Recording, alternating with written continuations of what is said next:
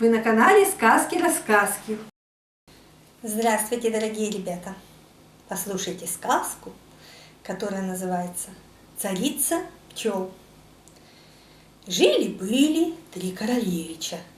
Два старших брата, которым надоело дома сидеть, отправились за приключениями, что даже домой они больше не появились. Тогда отправился на их поиски младший королевич, которого все считали дурачком. Отыскал он своих братьев, а те и давай смеяться, мол, мы-то такие удалые, и то своего пути не нашли, а этот дурень решил нас опередить. Вот пошли они втроем далее и пришли к большому муравейнику.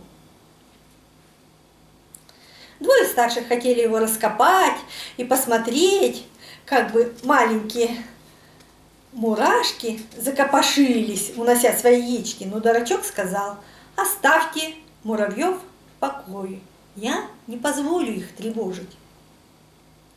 Потом пошли они далее, пришли к озеру, по которому плавало много-много уток.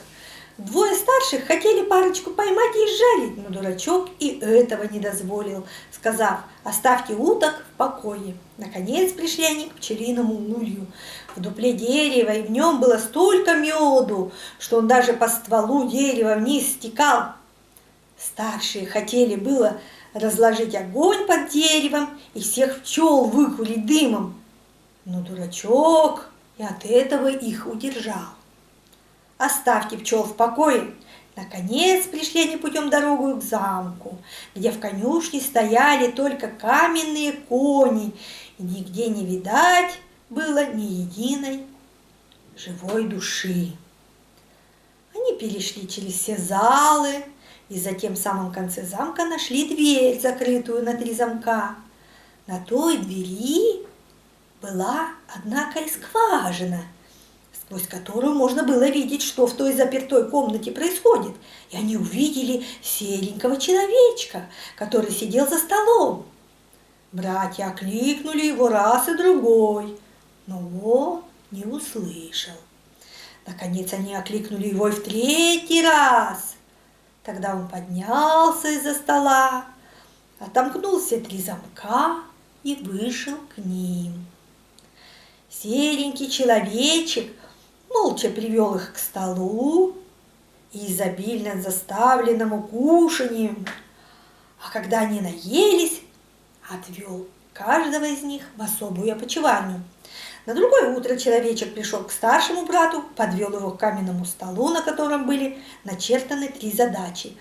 Решив их, можно было избавить замок от тяготевших над ним чар. Задачи эти довелось решить только тем, в чьих жилах течет королевская кровь. Первая заключалась в том, что в лесу под мхом рассыпаны были жемчужины королевы, 1000 штук. Всех их надо было разыскать. А если к солнечному закату хотя бы одна из них не будет разыскана, то искавший должен был за это поплатиться тем, что сам на 5 лет превращался в мусорщика. Старший разыскивал жемчуг целый день и всего-то разыскал 100 жемчужин, и с ним случилось то, что было написано на мраморной доске стола, и он обратился в мусорщика и пошел подметать и убирать изрядно запрошенный замок. А на следующее утро 2-й брат принялся за то же дело, но и он сумел найти всего 200 жемчужин и также отправился расчищать хлам. Наконец очередь дошла и до дурачка, и тот стал разыскивать в мху. Но дело шло так медленно, вот он присел на камень и заплакал. В это время пришел к нему муравьиный царек, которого он когда-то жизнь спас, привел с собой 5000 муравьев, и в самое короткое время собрали они все жемчужины до единой и снесли в одну кучу. Вторая задача состояла в том, чтобы с дна озера достать ключ к опочивальне королевин, хозяек того дома, того замка. Пришел дурачок к озеру и видит, плавают по озеру утки, которые он когда-то жизнь спас. Нырнули они и добыли ключик. Третья задача была самой трудной из всех. Предстояло из 3 королевин, спавших в опочивальне, выбрать младшую и красивейшую. Но они были как 2 капли воды, похожи друг на друга.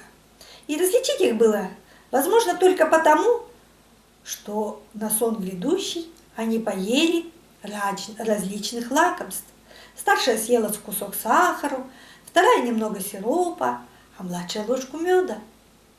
Тогда прилетела царица-пчела, правившая тем ульем, который когда-то был спасен дурачком от жестокой затеи братьев. Эта пчелка заглянула в уста всем 3 королевнам и остановилась на тех, которые еще благоухали медом.